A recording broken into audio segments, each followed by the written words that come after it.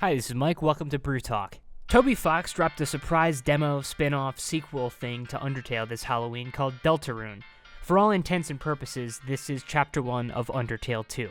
Putting aside for a second the question of how the stories relate, Deltarune is a sequel in every way that matters for a video game. More of what made Undertale so enjoyable, with important improvements across the board. The music is fantastic as ever, background art and character sprites are massively improved over Undertale, and the combat system has been significantly overhauled. To focus on the art for a second, it's evident that Temmie, the artist responsible for a good amount of the, just non-shitty art in Undertale, has been handed the reins here to create most of the art assets, and it shows. They're a straight-up improvement. The perspective, details in the sprites, and the little incidental animations that will play out in the overworld take a page from Mother 3.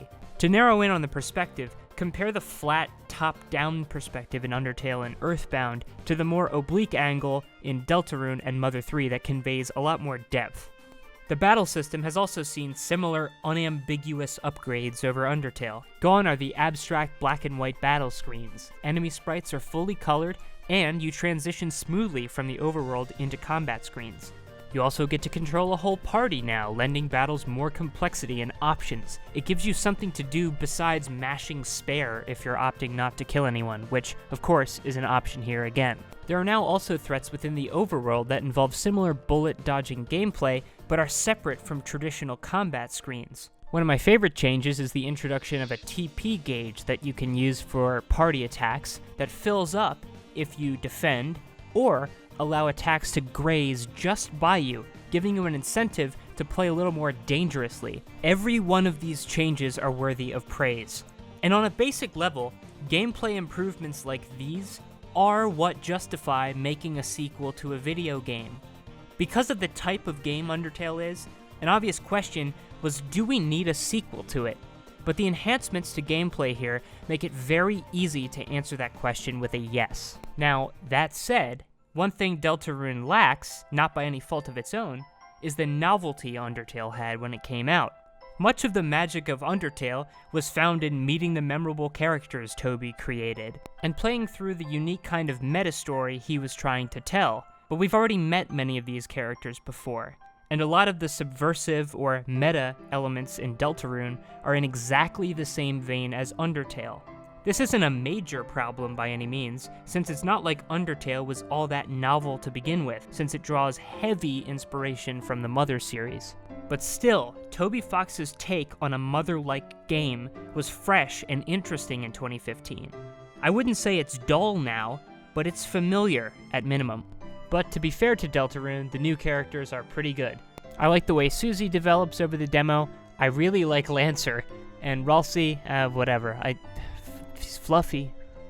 Fluffy boy. Honestly, Fluffy boy is the most transparently meme-baiting element of the game. The most interesting thing about Ralsei is that his name is an anagram of Azrael, and Toby is a big fan of anagrams. Deltarune itself is an anagram of Undertale. So those are my general thoughts on the game. It's an obvious step up in almost every way, but naturally, being a sequel, it's missing the edge that Undertale had when it came out.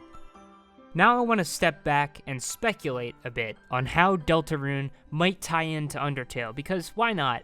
Spoilers ahead, obviously, for Undertale and the Deltarune demo. Honestly, this is a 3-hour demo. You should have already played it before watching this, if you actually care. The characters from Undertale are back in Deltarune, but their relationships, roles, and even the world they live in are all different. The monster-human divide is replaced with a balance between light and dark fountains. Characters who used to know each other now don't. Azrael is evidently alive. The underground is replaced with the dark world of playing card-themed people. But despite these differences, the game is kind of like BioShock Infinite in a way, with its constants and variables. Despite the variables I mentioned, there are constants. Many of the same characters are here, and their personalities are all identical to how they were in Undertale. There's still a striped-shirted protagonist, and there is still an inexplicably genocidal kid at the end of it all.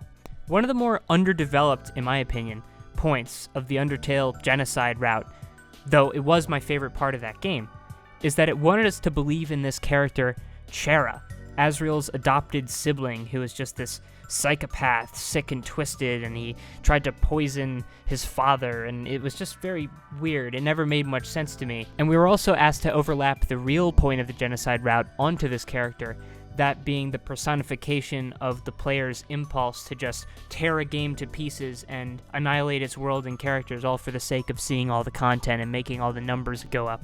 So that's why I'm kind of glad to see some of these things picked back up in Deltarune. We look exactly like that genocidal kid.